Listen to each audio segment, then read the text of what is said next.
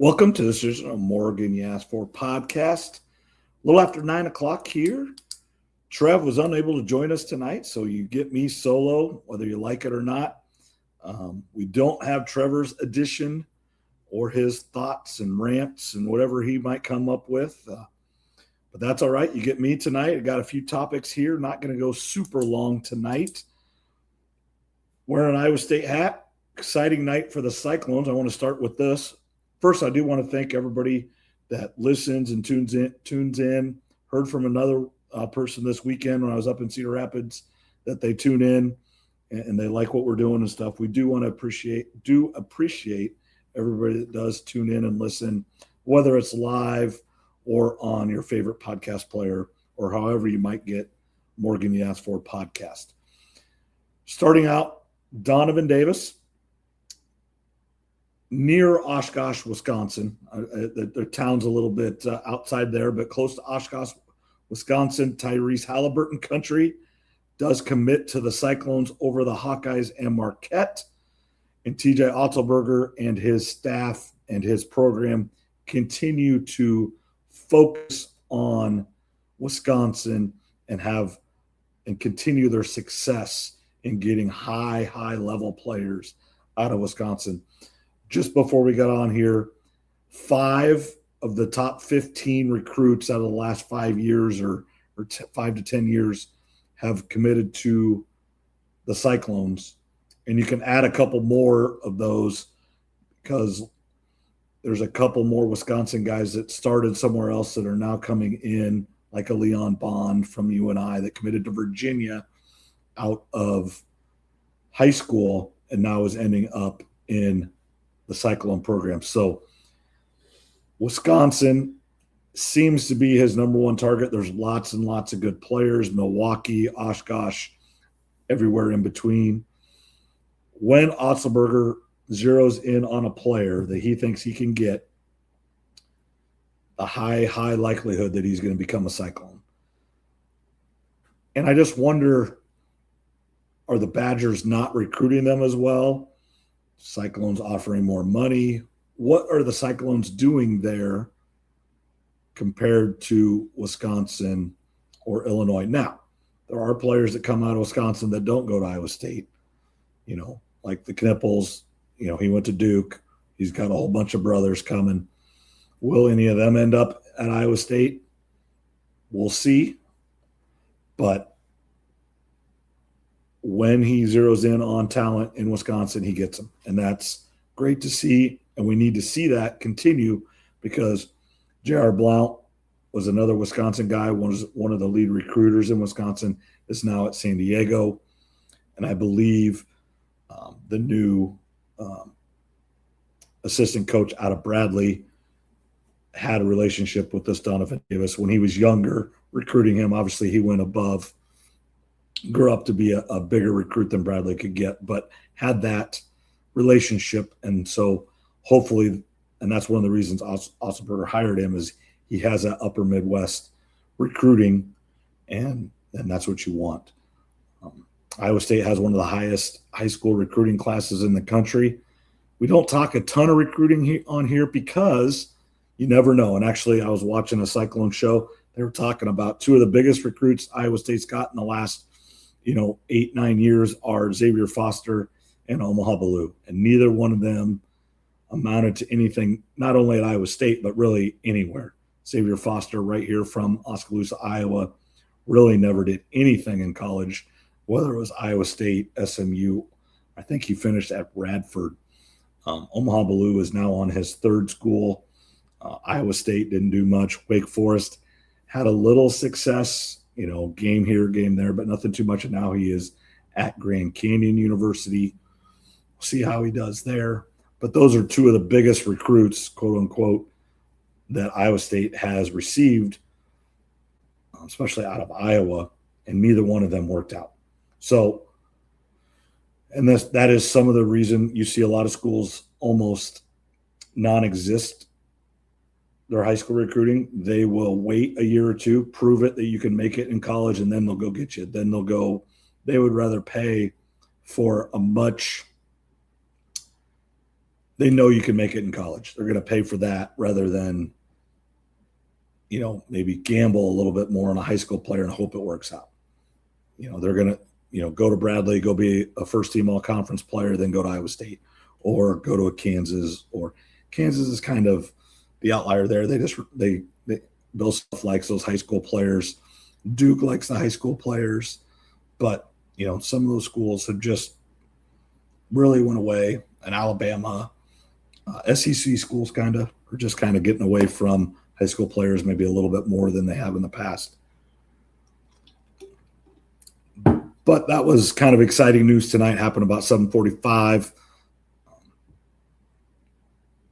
I know they were talking about he was doing it in his high school gym and stuff, and bringing back memories of Harrison Barnes in Ames High School when he went on Skype and then Roy Williams' face popped up, and just how different it is now with the recruiting and everything.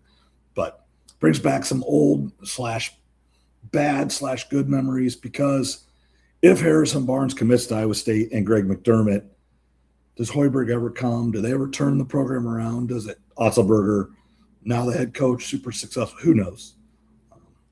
Greg McDermott ended up going to Creighton. Everything worked out for the best. It was great for him. It was great for Iowa State. Sorry about my voice. Been outside all day. Face a little red, windburnt. It was cold today. I don't know here in Iowa, outside at a golf meet, just stocking hat, gloves, coats. It's not supposed to be that way on the 6th of May. It is tulip time around here. The tulips are supposed to be sunshine, nice, and the tulips are supposed to be coming out in Pella. But today was very, very cold. Now, next, more Cyclone stuff. I know we're going Cyclone heavy because I'm here and by myself, and I don't have to have Trevor tell me we don't need any more Cyclone stuff.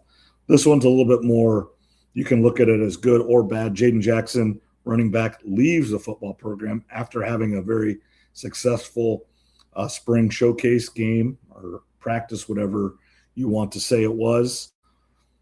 But in the post game or pregame, whenever they did their little coaches scrum, Jimmy Rogers quoted in saying he needed to do more, he needed to do better.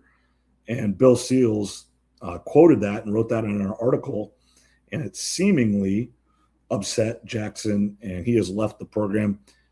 Lots of questions in general, just because there's no spring portal this year for the first time in a few years.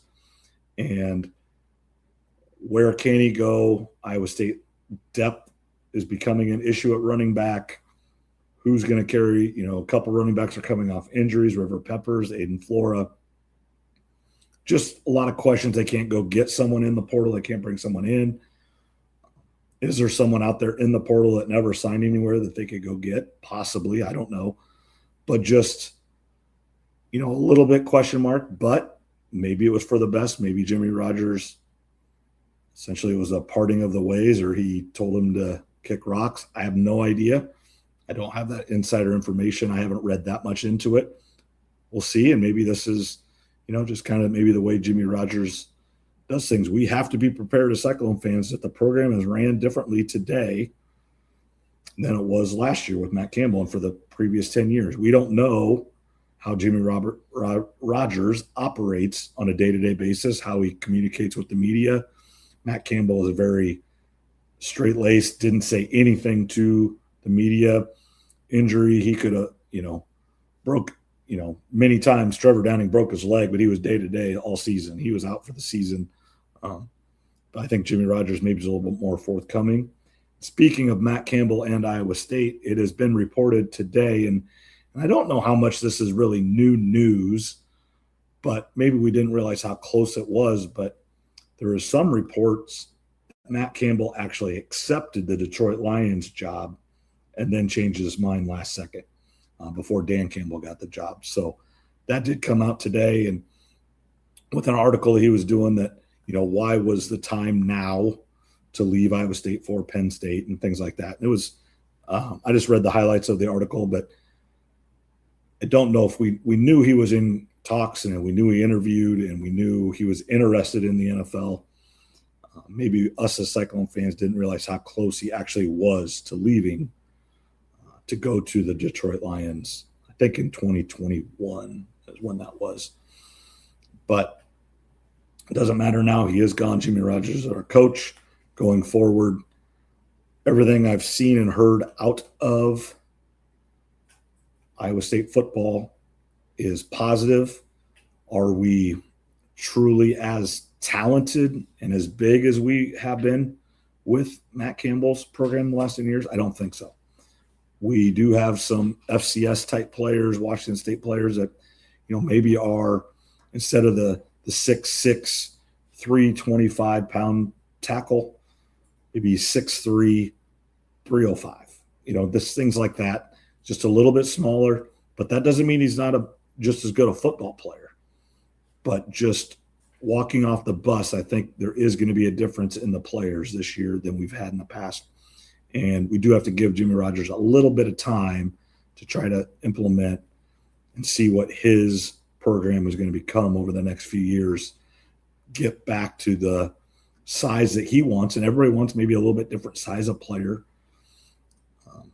I think Matt Campbell wanted big guys. And some of it, like defensive, like our linebackers are, 215, 220, not 245, Cooper Evil, 255, those guys were huge guys. And that's, some of it is just the difference in the 4-3 and the 3-3-5. So some of it is just the way they're playing is a little bit different, but we'll see. It's getting closer. We're getting towards the summer, and you're going to just start hearing a little bit. And then media days are going to come towards the end of July, and football is going to be back before we know it. And that is our bread and butter. And Trev and I cannot wait for the college football season and NFL season to come back to talk about it here on the program. Now, we love the summer, looking forward to the summer.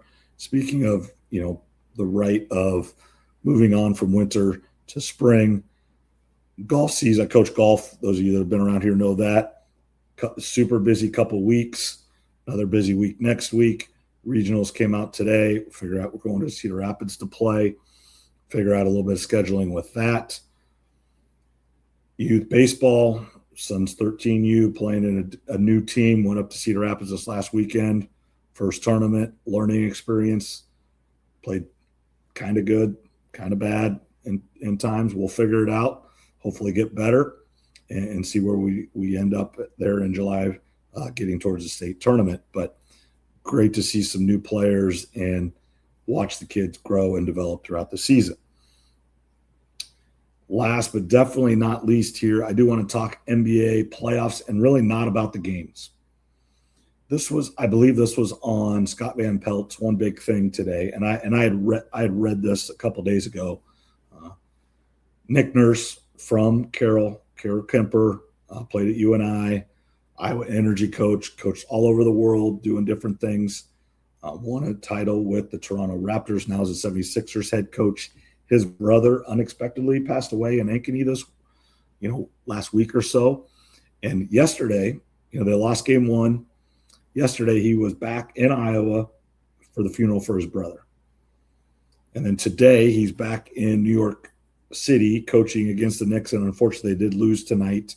So they are down 0-2. But the point I want to make is we do forget and we do overlook these players / coaches are human beings, and they have lives, and they're all from somewhere, and they have people that they care about and loved ones that have real issues in life that come up, and they might miss a game or takes their mind off of basketball full time or football or whatever sport it might be, baseball.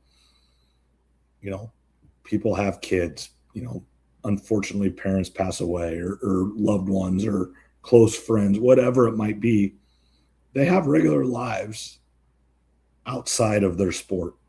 We're like, well, they should be 100% focused right now on doing the 76ers need to win this game against the Knicks. Well, that's true. And he's doing that 100%, but life happens, good and bad. And you have to deal with that. And he's, coming back to Iowa, doing what you're supposed to do, loved ones, seeing them, paying his respects to his brother. And And that could be, this is a Nick Nurse situation because that's what happened, but it could have been one of the players. It could be another coach. It could be whoever it might be. That is life. And as I get older, more things like that come up where you just have to take care of life and your professional life, your wants, your habits, your hobbies may have to take a back seat to take care of something that you just have to in life. And there's nothing wrong with that at all. And we as fans need to understand that with players. I think baseball is a really good example of that, where, if you're gone 2 or 3 days, you might have to miss 2 or 3 games, just the way baseball's structured. And like, well, I think last year, one of the Dodgers pitchers' son died, and he missed the World Series or missed the NLCS. I can't remember what it was, but that's real life. And unfortunately, in that situation, they had to leave him off the roster because he wasn't going to be there for a while. And that's real life too, and that stinks for him. But I know the Dodgers are one of the better ran franchises, and they do a great job of taking care of people. I've heard a few stories of the Dodgers keeping people on a payroll just so they can keep insurance and stuff like that, that they didn't need to do, but they're doing the right thing. And most organizations do that, help when they can. I mean, they can't do everything, but they help and can do some things to help people that a lot of people cannot because of the situation they're in, being big time organizations and lots of money changing hands and stuff. But the human side is real. People taking care of people is real, and enjoy every day with the people you care about, because you never know what might happen. And I just want more people to think of that. And just, I think of that a little bit more every day in my life. And I'm not the most empathetic person in the world, but the older I get, maybe a little bit more I am. And I just think about it a little bit more. I don't show it or anything, but I do think about it a little bit more. I just want people to think about that. And Nick Nurse and people in those same situations, give them a little bit of grace when they're fighting for their playoff lives, but they do have lives outside of their sport or their profession. I know it's a short one tonight, but that is going to be it. About 20 minutes long. Thanks everybody for tuning in, and we'll talk next week.